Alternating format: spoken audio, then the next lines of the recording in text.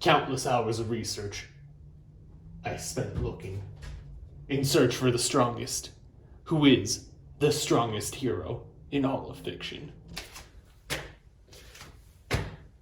At long last, I finally found him, the strongest hero. It's Peter Griffin from Family Guy.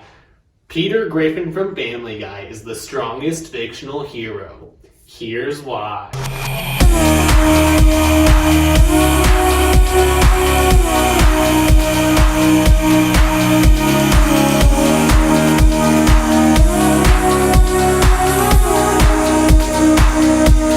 So in this video, I'm going to be power scaling Peter Griffin. Now I'm going to stop the voice. Peter Griffin from Family Guy is a character I've been meaning to power scale for quite some time because of one specific feat I found that he has that puts him on top of all other fictional heroes.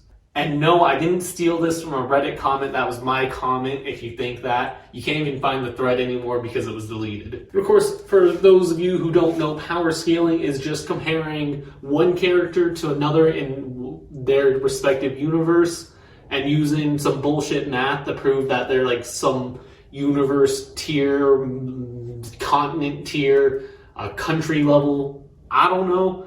Either way, Peter Griffin from Family Guy is multiversal plus level. Here's why. Now, so in the Family Guy episode, Are You There, God? It's me, Peter. The god of the Family Guy universe punched Peter Griffin in the balls. And Peter Griffin, while he was knocked down and showed visible pain, he got up momentarily afterwards and his balls were still intact as well as the rest of him. And now this is a punch from a deity. And obviously I can't just go, this makes Peter Griffin god levels, because, I mean, gods could vary from fiction from, I don't know, dominion over like just one world, or multiversal level. So how strong was Family God's punch? Well, this is a parody of the Abrahamic God, and he's stated to create man in his image. So as such, I think it's fair to scale Family God the same way you would scale an average human being. So why is that important? Because in the episode, The Griffin Family History, Peter states that God farted the universe into existence.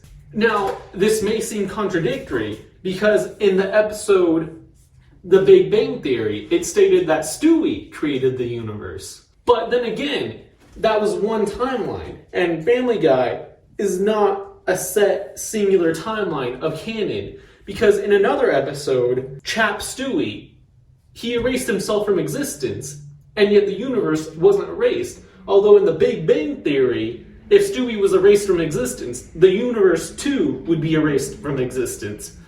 So that's a bit of a contradiction. So we need to look at what exactly is the Family Guy canon. And I'm proposing that it's not one set canon, but an ever-expanding web of canon.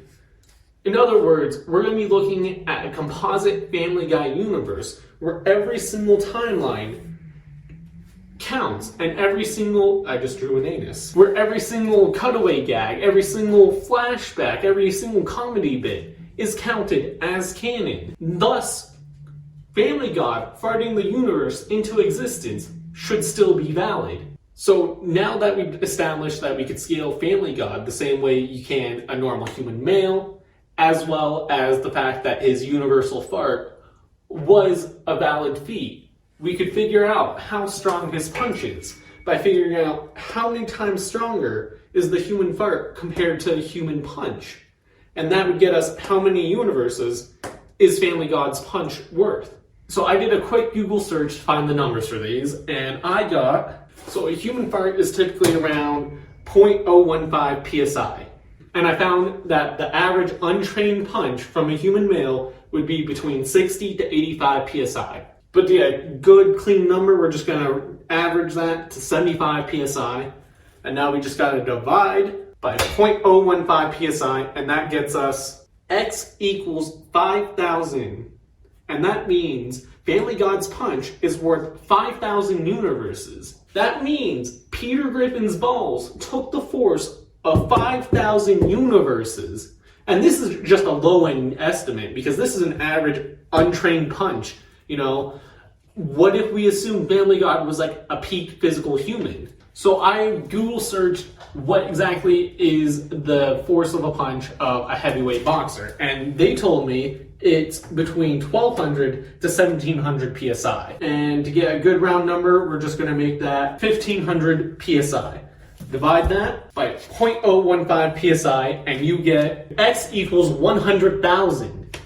That means Family God's punch is worth 100,000 universes at like a high-end estimate. So anywhere between 5,000 and 100,000 universes is the force that Peter Griffin's balls could withstand. Now, obviously with some visible pain, but that means they're completely still intact.